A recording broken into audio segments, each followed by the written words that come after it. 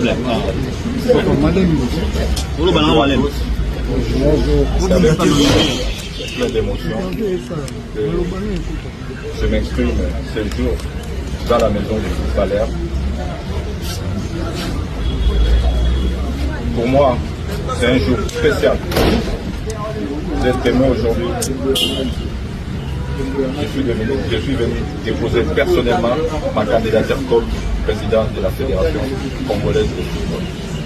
Ici, c'est l'occasion pour moi aussi de féliciter et remercier le chef, son Excellence, Monsieur le Président de la République, Félix Antoine Tshisekedi, pour son implication personnelle dans notre qualification à la Coupe du Monde après 52 ans d'absence. Je félicite aussi l'entraîneur avec son staff, et sans oublier aussi nos vaillants joueurs, c'est eux qui ont fait la différence. Concernant ma candidature, elle porte une vision claire, simple, le changement, la transparence et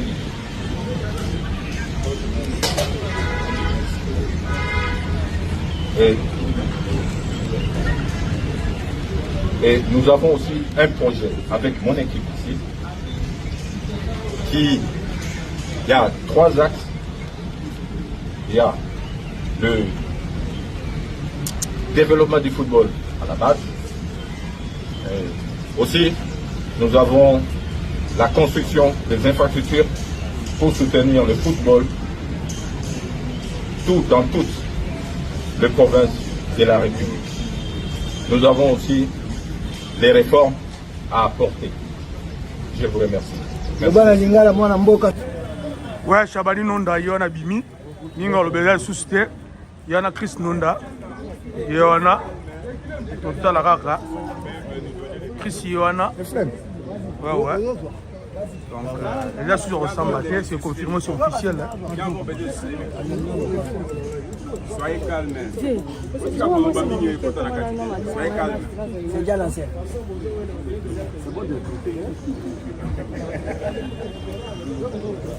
Monsieur le Président, venez de déposer le dossier, la candidature. Et un petit mot pour ceux qui attendaient Chabani, Nonda Chabani, être candidat, finalement c'est acté. Un petit mot. Bonjour à tous. C'est avec plaisir et plein d'émotions que je m'exprime ce jour dans la maison de foot Valère. Pour moi, c'est un jour spécial. Vous êtes témoin aujourd'hui.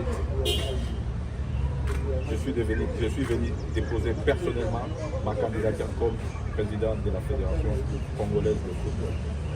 Ici, c'est l'occasion pour moi aussi de féliciter et remercier le chef, son Excellence, Monsieur le Président de la République, Félix Antoine Tshisekedi, pour son implication personnelle pour notre qualification à la Coupe du Monde après 52 ans d'absence. Et je félicite aussi l'entraîneur avec son staff, et sans oublier aussi nos vaillants joueurs, c'est eux qui ont fait la différence. Concernant ma candidature, elle porte une vision claire et simple, le changement, la transparence et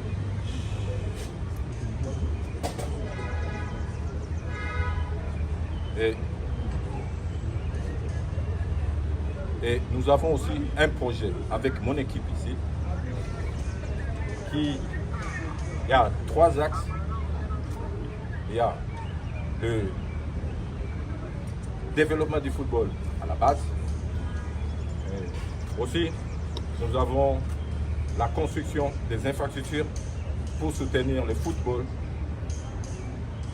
dans toutes les provinces de la République. Nous avons aussi les réformes à apporter. Je vous remercie.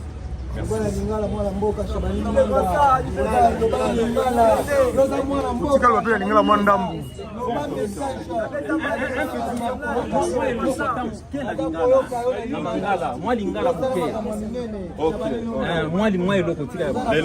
Lelo ndenge bomoni boza ba témoin lelo naza na ndako ya ba footballeur na ye ko déposer candidature nanga officiellement na kozala candidat président de la fédération congolaise. Amen, amen, merci amen, beaucoup. amen. Voilà. C'est bon. Prenez d'abord les micros. Récupérez vos micros. Récupérez vos micros.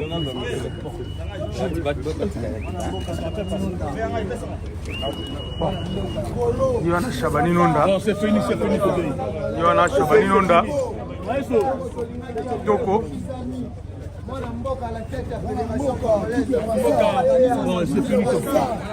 Voyez, Mwana Mboka Shabani Nonda. Mwana Mboka. Yana Kenaye.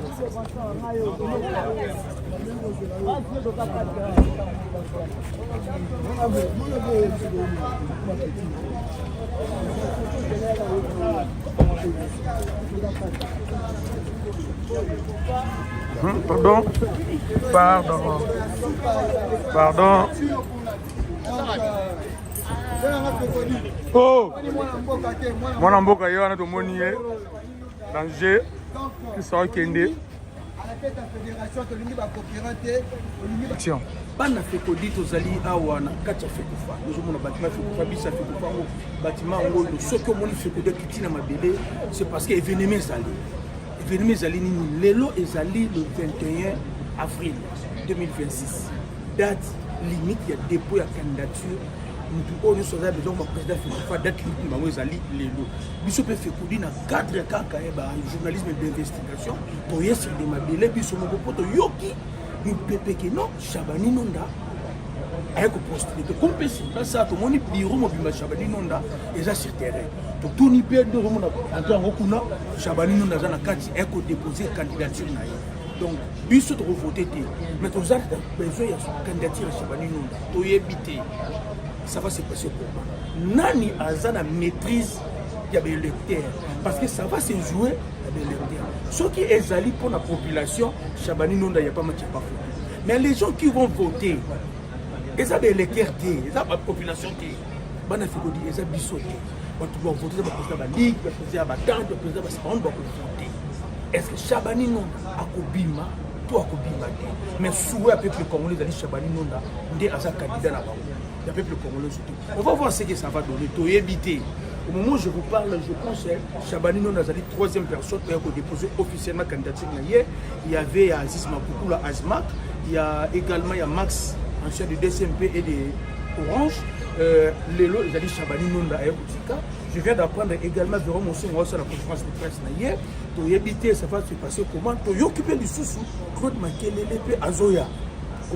Biso tozali awa na Fekodi topesa noga ndenge ezala plaisir aux la Fekodi stendango vous allez vivre ça en live avenir à football congolais je sais jouer lelo to les laki to pesi ba profil ya ba candidat face la boni candidat président face to pesi ba profil on a vu des promesses mais lelo to koyeba nani ko réaliser ba promesse Aziz Makoukou a postulé là qui tout le monde l'autre là Max Mayaka a postulé l'autre de Shabani Nonda a postulé donc plaisir les alliés pour Nabiso ya komona que non un ancien capitaine de l'équipe nationale quelqu'un qui connaît l'équipe nationale nous avons souffert l'équipe nationale oh il y a une preuve que bah voyager na ba billet boyer mais bah jouer là na ba sangi ba changer ba billet Shabani Nonda ba toujours là ba zali wana tout le monde bango ba kenda ko beta ba mi sombela ba varese ayebi passe ya la prime. Il y a des témoignages qui ont témoigné à Shabani Nonda, qui ont pris un match à Kaboul, à Master. Il y a des preuves qui sont donc pour la biso, ils ont victoire. Il y a un combat na biso qui est là où on s'en parle. Comment il parle Oyo, il faut que le biso est un ancien footballeur. N'importe qui est un ancien footballeur. Oyo, à côté d'un d'accord compétent que joueur. Abima, à 11 ans, on a donc tant que joueur. Nous tous, Oyo, on ne va pas si il y a joueur. On ne va pas s'il y a supporters. Or, il n'y a pas si il y a les vrais problèmes dans le football congolais, c'est un texte.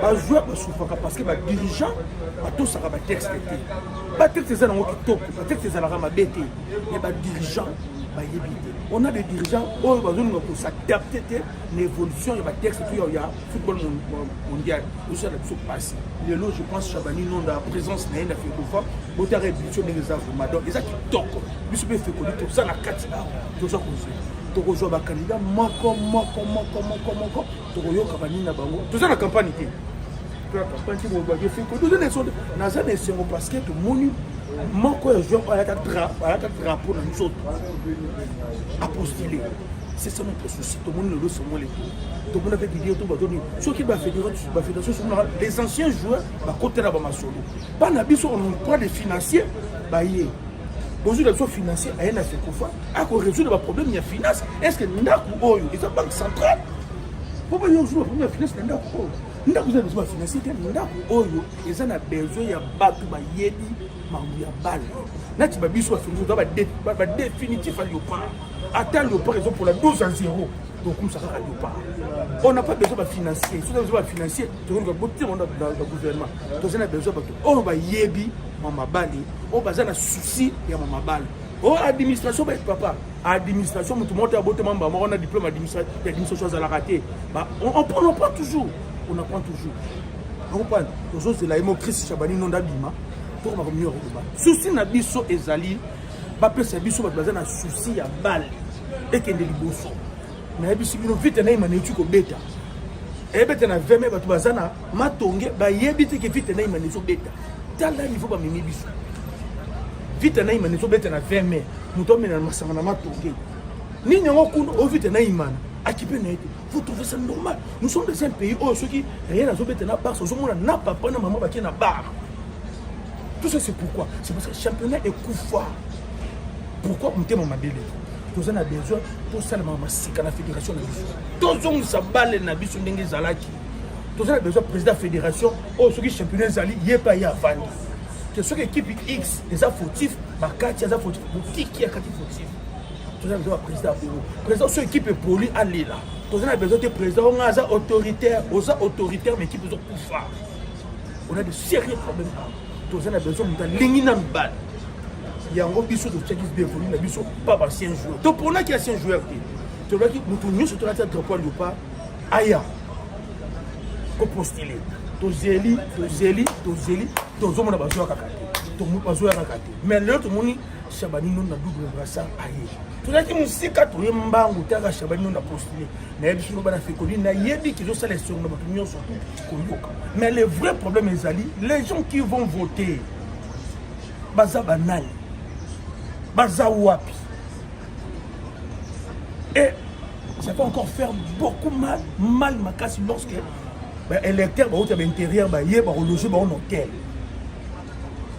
c'est ça aussi le problème juste la biso passe ba électeur on a besoin la conscient tous na ba dossier lokola Arsène Zola dossier Arsène Zola foot bima a on a Congo ba tomi fondamment na Maroc tous a disqualification tous a dossier Galor Kanga mikande uta a on a Congo et que na Gabon to pola tous a ba dossier avec l'air baketa la Ligue des Champions nous sommes la Ligue des Champions nous sommes la chance papa kala oui to la Pifking parce que bo jeli biso ba financier ba ye awa ba boulé non a banque centrale ale ba le kufi on a besoin ba beta balle OK bazongi la coupe na bon kolo coupe na coupe na ye maman yebi Chabani Nonda te papa toyebi yebi Chabani Nonda asolola bien bomona bomoni awa bolobi nini est-ce que boza pe na besoin ki akoma pe président fédération toza mposa bakoma président fédération toyebi mambo efungama makasi OK biso tozata na bavarese te banda batika biso na position oyo bapiaka banini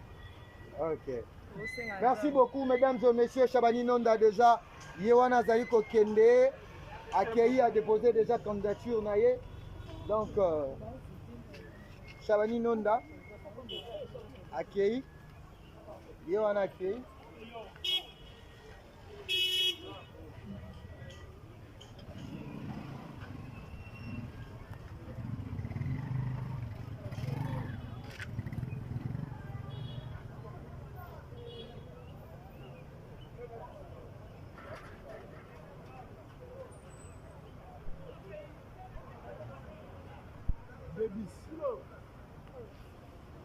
Pardon.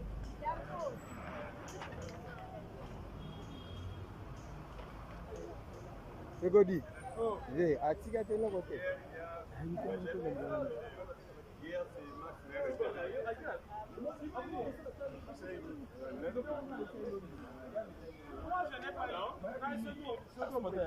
La vidéo. Bonnie. D'accord, je vous l'envoie.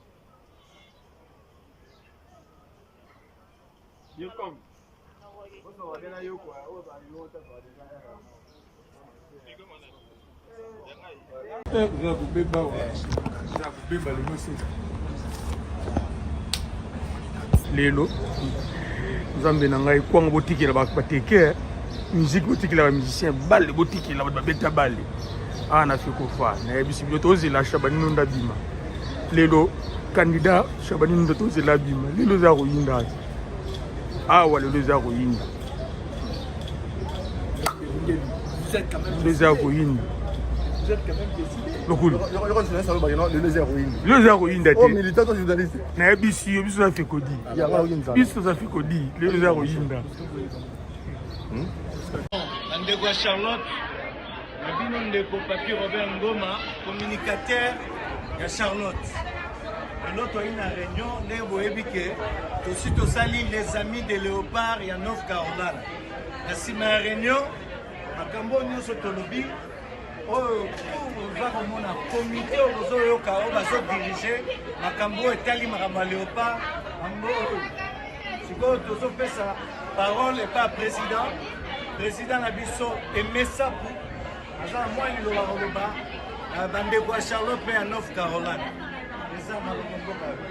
Ok, merci mon frère. Bon, bana Charlotte, bana North Carolina, là il y a le président et il y a groupe les amis de Léopard, North Carolina, USA. Présence n'a pas été devant vous et allez à Robaki. Non, vous voyez juste et pas là, tout passer message et pas na binonion.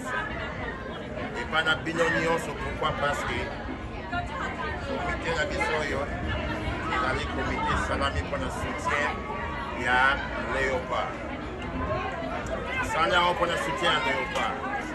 Alors, vous allez que Senga, vraiment que na mama, papa, mwana, oyo nisika yebi kazali mwana Charlotte.